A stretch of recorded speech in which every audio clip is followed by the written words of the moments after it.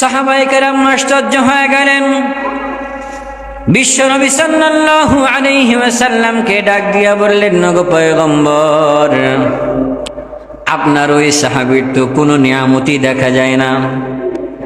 দুই হাত নাই, দুই পা নাই, চোখ আছে দেখতে পারে না, কান আছে শুনতে পারে না, জবান আছে জবান দিয়ে কোনো কিছু বলতে পারে না। তার মানে বোঝা গেল সে অন্যের সাহায্য ছাড়া চলতে পারে না।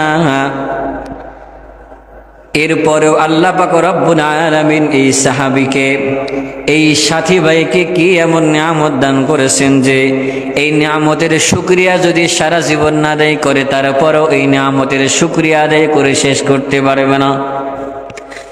বিশ্বনবী সাল্লাল্লাহু আলাইহি ওয়াসাল্লাম ডাক দিয়া বললেন, ও আমার সাহাবায়ে কেরাম, আমি আর নিয়ামতের কথা কি বলবো?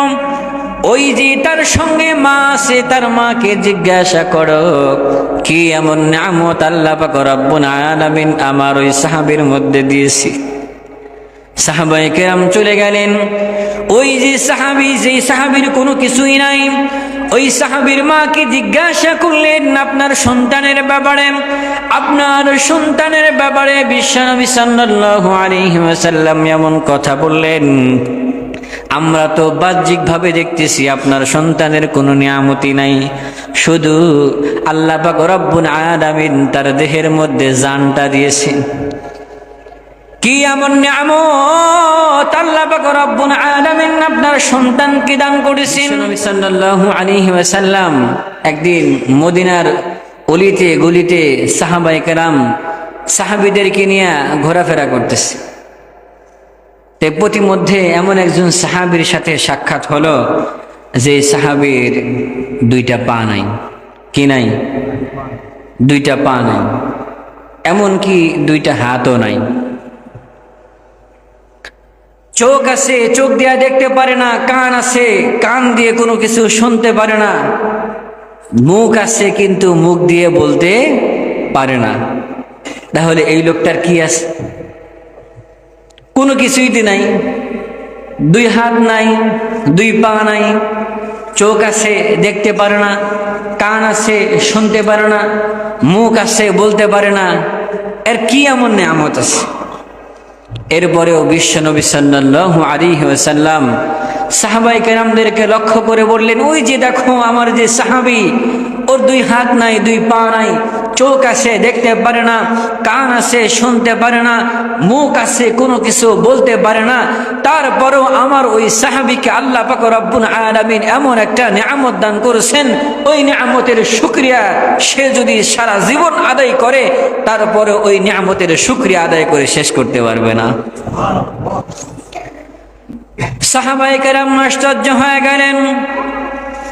বিশ্বনবী সাল্লাল্লাহু আলাইহি ওয়াসাল্লামকে ডাক দিয়া বললেন, নগো পয়গম্বর, আপনার ওই সাহাবীর তো কোনো নিয়ামতই দেখা যায় না।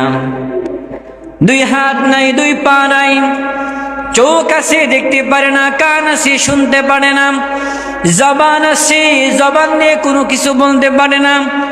তার মানে বোঝা গেল সে অন্যের সাহায্য ছাড়া চলতে পারে না।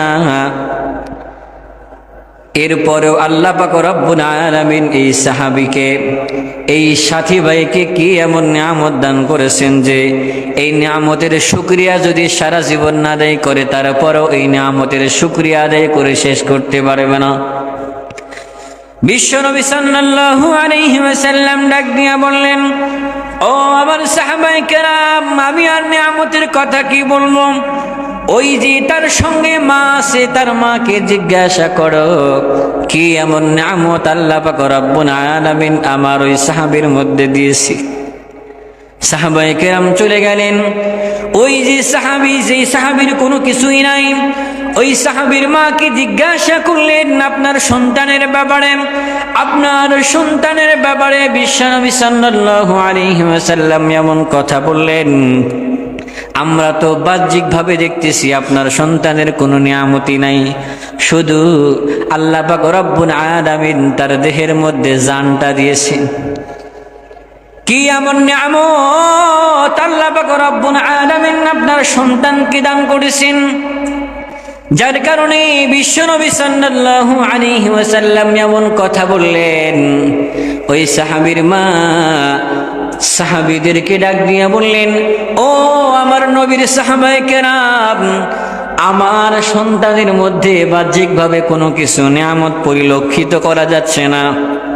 আমার সন্তানের দুইটা হাত নাই, দুইটা পা নাই, চোখ আছে দেখতে পারে না, কান আছে শুনতে পারে না, জবান আছে জবান দিয়ে কোনো কিছু বলতে পারে না, ঠিক আছে। এরপরেও বিশ্বনবী সাল্লাল্লাহু আলাইহি ওয়াসাল্লাম এমন কথা বললেন, হ্যাঁ হ্যাঁ, অবশ্যই অবশ্যই আল্লাহ পাক রব্বুল আলামিন আমার সন্তানের মধ্যে এমন একটা নিয়ামত দিয়েছেন। হয়তো বিশ্বনবী সাল্লাল্লাহু আলাইহি ওয়াসাল্লাম এমন নিয়ামতের কথাটাই বলেছেন। ওই সাহাবীর মা বিশ্বনবী সাল্লাল্লাহু আলাইহি ওয়াসাল্লামের সমস্ত সাহাবীদেরকে লক্ষ্য করে বললেন, আমার সন্তানের দুইটা হাত নাই, দুইটা পা নাই, চোখ আছে দেখতে পারে না, কান আছে শুনতে পারে না, জবান আছে কোনো কিছু বলতে পারে না, ঠিক আছে। কিন্তু আল্লাহ পাক রব্বুল আলামিন আমার সন্তানকে এমন একটা নিয়ামত দিয়েছেন, আমার সন্তান যা খায় খাওয়ার সঙ্গে সঙ্গেই হজম হয়ে যায়। আল্লাহু আকবার। এই নিয়ামতটা আমাদের সবার মধ্যে আছে না নাই? কথা বলে না? এই নিয়ামতটা কিন্তু আমাদের সবার মধ্যে আছে।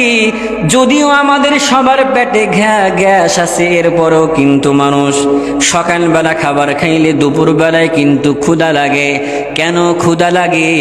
ওই যে ভাত আমরা যে খাবার পানিও খাইলাম, এটা খাওয়ার সঙ্গে সঙ্গে হজম হওয়ার পরই পেটটা যখন খালি হয়ে যায়, এরপরে কিন্তু দুপুরবেলা খাবারের প্রয়োজন পড়ে।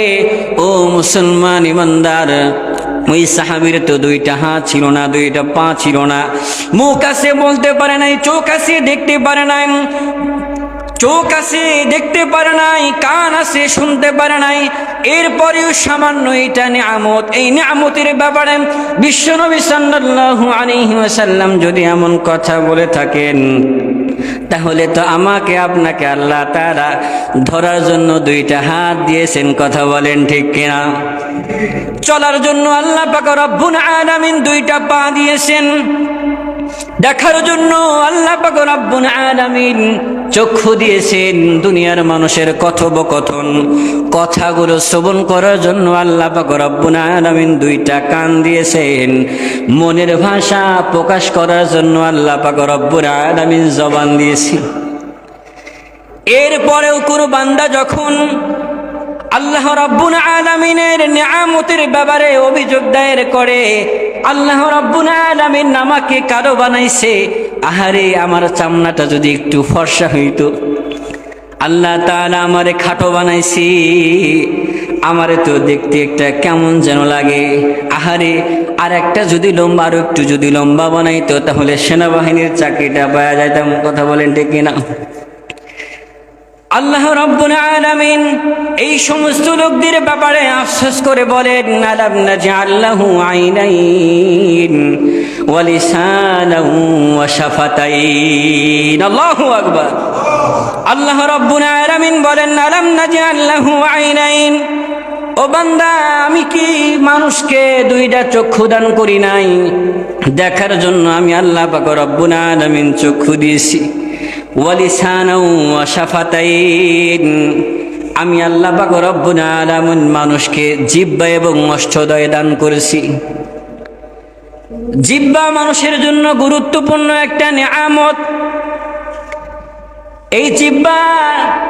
এই জিহ্বার মধ্যে আল্লাহ পাক রব্বুল আলামিন এক এক রকমের স্বাদ, ভিন্ন রকমের জিনিসের ভিন্ন রকমের স্বাদ দিয়ে দিছেন। যারা পান খায়, যারা সুপারি ছাড়া জর্দা ছাড়া শুধু পান খাবে, এই পানের মধ্যে আলাদা একটা স্বাদ। আর যারা কাঁচা সুপারি দিয়া শুধু পান খাবে, এই পানের মধ্যে আলাদা একটা স্বাদ। কথা বলেন। আর কেউ যদি জর্দা সহকারে কাঁচা সুপারি দিয়ে আরো সহজ মিষ্টি যা কিছু দিয়া চুনটুন যা লাগে এগুলো দিয়া খাইলে কিন্তু এই পানের মধ্যে আর এক রকমের স্বাদ লাগে। কথা বলেন ঠিক কিনা? মাছ মাংস গরুর মাংসের আলাদা একটা স্বাদ, মাছের মধ্যে আলাদা একটা স্বাদ, খাসির মাংসের মধ্যে আলাদা একটা স্বাদ, ভাতের মধ্যে আলাদা একটা স্বাদ, পোলাওয়ের মধ্যে আলাদা একটা স্বাদ, কাচ্চি বিরিয়ানির মধ্যে আলাদা স্বাদ। এই যে ভিন্ন রকমের জিনিসের ভিন্ন রকমের স্বাদ যিনি দিলেন তিনি কি? আল্লাহ পাক রব্বুল আলামিন বলেন, এ বান্দা, দুনিয়ার জমিনে আমি আল্লাহ পাক রব্বুল আলামিন অসংখ্য অগণিত নিয়ামত দান করেছি। অসংখ্য অগণিত নিয়ামতের মধ্যে অন্যতম নিয়ামত হলো আমি আল্লাহ পাক রব্বুল আলামিন তোমার চোখের জায়গায় চোখ, কানের জায়গায় কান, নাকের জায়গায় নাক, মুখের জায়গায় মুখ দিয়ে আমি আল্লাহ পাক রব্বুল আলামিন তোমাকে সবচাইতে সুন্দর আকৃতি দান করেছি। আল্লাহ তাআলা বান্দাকে এরকম ভাবে স্মরণ করিয়ে দেয়। আল্লাহ রব্বুল আলামিন বলেন, এ বান্দা, দুনিয়ার জমিনে আমি আল্লাহ পাক রব্বুল আলামিন অসংখ্য অগণিত মাখলুক তৈরি করেছি। প্রাণশীল যত মাখলুক আছে, প্রাণশীল যত বস্তু আছে, সমস্ত মাখলুককে আমি আল্লাহ পাক রব্বুল আলামিন জবান দিয়েছি, কিন্তু জবানে ভাষা দেই নাই। গরু গাভী ঘাস খায়, এই গাভীকে আল্লাহ পাক রব্বুল আলামিন জবান দিয়েছেন, কিন্তু গাভীর জবানে আল্লাহ তাআলা ভাষা দেয় নাই। ছাগল ঘাস খায়, ছাগলকে আল্লাহ পাক রব্বুল আলামিন জবান দিয়েছেন, কিন্তু জবানে ভাষা দেয় নাই। আরো যত প্রাণশীল যত বস্তু আছে, সমস্ত বস্তুকে আল্লাহ পাক রব্বুল আলামিন জবান দিয়েছেন, কিন্তু জবানে ভাষা দেন নাই। কিন্তু মানুষ, আল্লাহ পাক রব্বুল আলামিন বলেন, মানুষকে সৃষ্টি করে আমি আল্লাহ পাক রব্বুল আলামিন শুধু জবান দিয়ে ক্ষান্ত হই নাই, বরং মনের ভাব প্রকাশ করার জন্য আমি আল্লাহ পাক রব্বুল আলামিন জবানে ভাষা দিয়েছি। আল্লাহ তাআলা বলেন, আর রহমান আল্লামাল কুরআনা খালাকাল ইনসানা আল্লামাহুল বায়ান। এ দুনিয়ার মুসলমান ইমানদার, দুনিয়ার জমিনে অসংখ্য অগণিত মাখলুক তৈরি করেছি। কোন মাখলুককে আমি আল্লাহ পাক রব্বুল আলামিন জবান দিয়েছি, আর কোন মাখলুককে আমি আল্লাহ পাক রব্বুল আলামিন জবান দেই নাই। যতগুলা মাখলুককে আমি আল্লাহ পাক রব্বুল আলামিন জবান দিয়েছি, কিন্তু ভিন্ন রকম কিছু মাখলুক আছে, ওদের জবানে আমি আল্লাহ তাআলা ভাষা দেই নাই।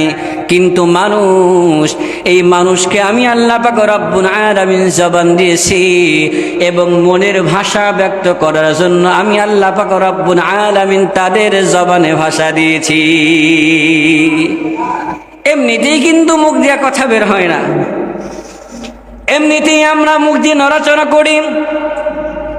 একজন মানুষ কতদিন পর্যন্ত দুনিয়ার জিন্দেগিতে বেঁচে থাকবে? এই বেঁচে থাকা অবস্থায় কতদিন পর্যন্ত সে নিয়ামত ভোগ করবে, খাবার খাইবে, কতদিন পর্যন্ত সে কথোপকথন করবে, সব কিছু আল্লাহ পাক রব্বুল আলামিন লিপিবদ্ধ করে দিয়েছেন। আল্লাহ তাআলা বলেন, জবান দিয়েছি, এই জবান আমি আল্লাহ তাআলার নিয়ামত। জবান দিয়েছি আমি আল্লাহ পাক রব্বুল আলামিন, অত্যন্ত গুরুত্বপূর্ণ নিয়ামত। আমি আল্লাহ পাক রব্বুল আলামিন তোমাকে জবান দিয়েছি। বান্দা, এই জবান আমি আল্লাহ পাক রব্বুল আলামিন দুনিয়ার জমিনে তোমাকে নিয়ে আসা পর্যন্ত এই জবানটাকে আমি অতি পবিত্র করে সংরক্ষণ করে রেখেছি। আল্লাহ তাআলা বান্দাকে স্মরণ করিয়ে দেয়, ও বান্দা, তুমি যখন মাতৃগর্ভে ছিলা, তোমার কিন্তু খাবারের প্রয়োজন ছিল। মাতৃগর্ভে থাকা অবস্থায় তোমার খাবার প্রয়োজন ছিল। আমি আল্লাহ পাক রব্বুল আলামিন তোমার খাবারের ব্যবস্থা করেছি। মাতৃগর্ভকালীন যে তোমার যে খাবারটা ছিল, ওটা কিন্তু তোমার আসল খাবার ছিল না। তোমার মূল খাবার ছিল তোমার মায়ের নাপাক রক্ত। মাতৃকালীন তুমি যতদিন পর্যন্ত তোমার মায়ের গর্ভে ছিলাম, ততদিন পর্যন্ত তোমার খাবারের প্রয়োজন ছিল, আর তোমার মূল খাবার ছিল তোমার মায়ের নাপাক রক্ত।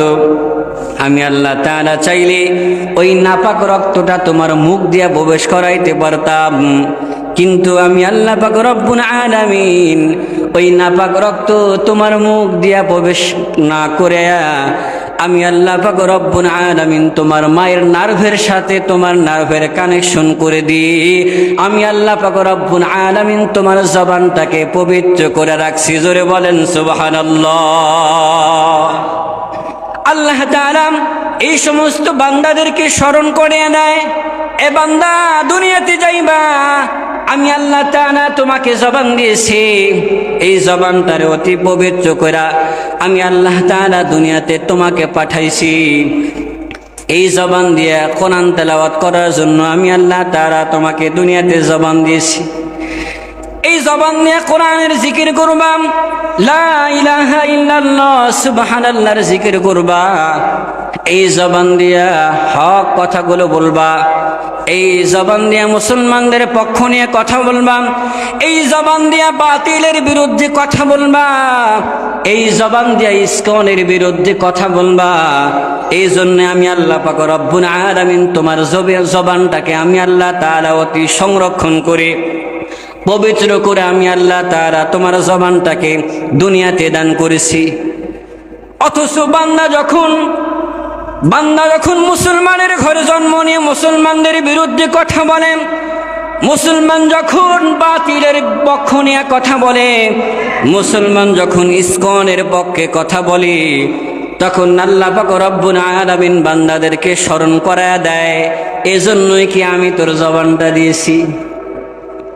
একজন মানুষ পূজার সময় মুসলমানরা মন্দির পাহারা দেয়, আর বিনিময়ে হিন্দুগুলো আমাদের একজন মুসলমানকে জবাই করে, আর আমাদের রক্ত গরম হয় না। যেখানে যেই দেশে 96% মুসলমান বসবাস করছে, ওই দেশে হিন্দুত্ববাদীরা সংখ্যালঘুরা মুসলমানদেরকে প্রকাশ্যে জবাই করে। এটা একেবারে দুঃখজনক ঘটনা ছাড়া আর কিছুই না। কথা বলেন ঠিক কিনা? জবান আল্লাহ পাক রব্বুল আলামিন কাল কঠিন কিয়ামতের ময়দানে এই জবানের ব্যাপারে হিসাব নেবেন। জবানেরও হিসাব হবে, চোখের হিসাব হবে, কানের হিসাব হবে, এই জবানেরও আল্লাহ পাক রব্বুল আলামিন হিসাব নেবেন। একবার ফেরেশতা জিবরাইল আল্লাহ রব্বুল আলামিনকে ডাক দিয়া বললেন, আল্লাহ, মুসা পয়গম্বর আপনার সাথে কথোপকথন করেছে, এজন্য মুসা পয়গম্বরকে বলা হয় কালিমুল্লাহ। মুসা পয়গম্বর কিটনু আল্লাহ তাআলার সাথে বেশি কথোপকথন করেছেন, এজন্য পয়গম্বর মুসা আলাইহিস সালাতু ওয়াস সালামকে বলা হয় মুসা কালিমুল্লাহ। কালিম শব্দের অর্থ হলো কথোপকথন করনেওয়ালা, যে আল্লাহ তাআলার সাথে বেশি কথোপকথন করেছেন ওনাকে বলা হয় মুসা কালিমুল্লাহ। ইসমাঈল জবিহুল্লাহ,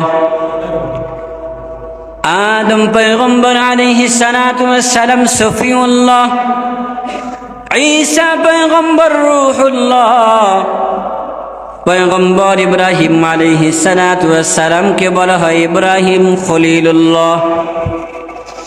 ফেরেশতা ডাক দিয়া বলে, গো আল্লাহ, দুনিয়াতে তো তোমার অনেক নবী রাসূল দুনিয়াতে পাঠাইছো, দুনিয়াতে অনেক পয়গম্বর পাঠাইছো, দুনিয়াতে অনেক অসংখ্য অগণিত বান্দা তুমি প্রেরণ করেছো।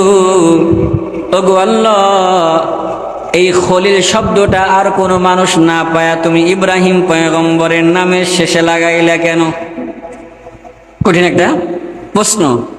দুনিয়াতে তো অনেক মানুষ আছে, অনেক নবী পয়গম্বর এসেছে, তাদের নামের শেষে না তুমি কালিমুল্লাহ বা ইব্রাহিম খলিলুল্লাহ লাগাইতা? বেসা বেসা আর লোক পাও নাই ইব্রাহিম পয়গম্বরের নামের শেষে ইব্রাহিম খলিলুল্লাহ? আল্লাহ রাব্বুল আলামিন ডাক দিয়া বললেন, তোমার এই প্রশ্নের উত্তর তুমি নিজেই পেয়ে যাইবা। যাও যাও, পয়গম্বর ইব্রাহিমের কাছে চলে যাও।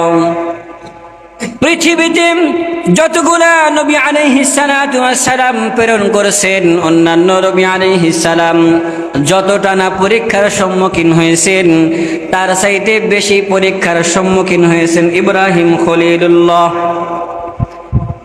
মানবরূপী ফেরেশতা মানব আকৃতি ধারণ করে পয়গম্বর ইব্রাহিমের কাছে চলে গেছেন।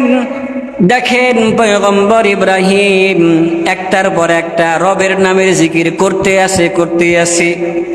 সুবহানাল্লাহ, আলহামদুলিল্লাহ, লা ইলাহা ইল্লাল্লাহর জিকির করতে আছে। একটা সেকেন্ডের জন্য রবের জিকির থেকে বিরত হয় না। মানবরূপী ফেরেশতা অনেকক্ষণ পর্যন্ত পয়গম্বর ইব্রাহিম আলাইহিস সালাতু ওয়াস সালামের জিকির করা দেখলেন। মানুষের কাছ থেকে যখন কোনো আশ্চর্যজনক ঘটনা ঘটে, তখন এই আশ্চর্যজনক ঘটনা শুনলে বা দেখলে সুবহানাল্লাহ বলতে হয়। মানবরূপী ফেরেশতা লক্ষ্য করলেন পয়গম্বর ইব্রাহিম রবের নামের জিকির করতে আছে, একটা সেকেন্ডের জন্য জিকির থেকে গাফিল হয় না। আশ্চর্যজনক ঘটনা ঘটে গেছে। কি ব্যাপার? পয়গম্বর ইব্রাহিম দেখি একটা সেকেন্ডের জন্য জিকির থেকে বিরত থাকে না। মানবরূপী ফেরেশতা আশ্চর্য হয়ে জোরে সুবহানাল্লাহ বলে ফেলাইছে। সুবহানাল্লাহ শব্দের অর্থ হলো আল্লাহ তাআলা পবিত্র। এই যে মানবরূপী ফেরেশতা সে যে সুবহানাল্লাহ বলছে, এই সুবহানাল্লাহ শব্দের আওয়াজটা পয়গম্বর ইব্রাহিমের কানে গেছে। পয়গম্বর ইব্রাহিম ডাক দিয়া বলে, এ মুসাফির ভাই, তুমি কে? তোমাকে চিনি না। তুমি যে আমার রবের জিকির করেছো, তুমি যে আমার রবের প্রশংসা করেছো, এই যে নাও, আমি তোমাকে আমার উটগুলোর মধ্য থেকে একটা উট তোমারে দিয়া দিলাম। একটা উট আমি তোমারে দিয়া দিলাম। এখন কোনো কিছু পাইলে আল্লাহ তাআলার শুকরিয়া আদায় করতে হয়, আলহামদুলিল্লাহ বলতে হয়। মানবরূপী ফেরেশতা একটা উট পায়া বলে আলহামদুলিল্লাহ। পয়গম্বর ইব্রাহিম ডাক দিয়া বলেন, এই মুসাফির ভাই, তুমি আমার রবের আর একবার প্রশংসা করেছো, এই যে নাও, তোমাকে আর একটা উট দিয়ে দিলাম। ডাবল উট হয়ে গেছে। এবার মানবরূপী ফেরেশতা আবার ভালো কিছু পাইছে, এবার রবের প্রশংসা শুরু করে দিয়েছে, আবার বলে আলহামদুলিল্লাহ। এভাবে দেখতে দেখতে মানবরূপী ফেরেশতা যতবার আল্লাহ তাআলার প্রশংসা করে, ততবার পয়গম্বর ইব্রাহিম সব উটগুলো দিয়ে দিছে। এবার মানবরূপী ফেরেশতা পয়গম্বর ইব্রাহিমকে ডাক দিয়া বলে, এই পয়গম্বর, তোমার তো সব উট শেষ, এখন যদি তোমার রবের জিকির করি, এখন যদি তোমার রবের প্রশংসা করি, তাহলে তুমি আমাকে কি দিবা? পয়গম্বর ইব্রাহিম ডাক দিয়া বলে, ও মুসাফির ভাই, আমার কাছে এখন আর কোনো উট নাই, তবে তুমি যদি এখন আমার রবের নামের জিকির করো, এখন যদি তুমি আমার রবের নামের প্রশংসা করো, মুসাফির ভাই, আমার কাছে উট নাই তো কি হয়েছে? তুমি তো একটা উটের পালের মালিক হয়ে গেছো। এই উটগুলো দেখভাল করার জন্য তোমার তো একটা রাখালের প্রয়োজন। আমি পয়গম্বর হয়েছি তো কি হয়েছে?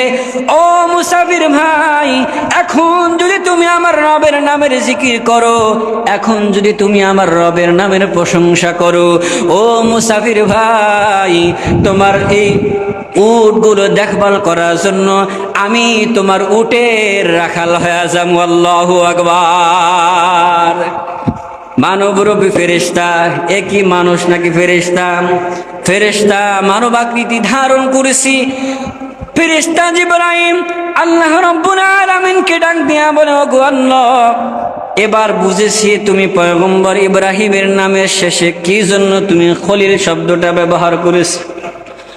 খলিল শব্দের অর্থ হলো আল্লাহ তাআলার বন্ধু। হাবিব শব্দের অর্থ হলো আল্লাহ তাআলার বন্ধু। দুইটা শব্দ, খলিল আর হাবিব, দুইটা শব্দের একই সমার্থক বোধক শব্দ, একই অর্থ। হাবিব মানেও বন্ধু, খলিল মানেও বন্ধু। তবে খলিল শব্দের অর্থ হলো এমন বন্ধু যেই বন্ধু অন্য বন্ধুকে খুশি করার জন্য পাগল। আর হাবিব এমন একটা শব্দ, এমন একটা অর্থ, যে অর্থের অর্থ হলো বন্ধু, যেই বন্ধুকে খুশি করার জন্য স্বয়ং আমার আল্লাহ রাব্বুল আলামিন পাগল। এজন্যে পয়গম্বর ইব্রাহিম আলাইহিস সালাতু ওয়াস সালামকে বলা হয় খলিলুল্লাহ, আর মুহাম্মদ সাল্লাল্লাহু আলাইহি ওয়াসাল্লামকে বলা হয় হাবিবুল্লাহ। আল্লাহ তাআলা যতগুলা নবী আলাইহিস সালাম প্রেরণ করেছেন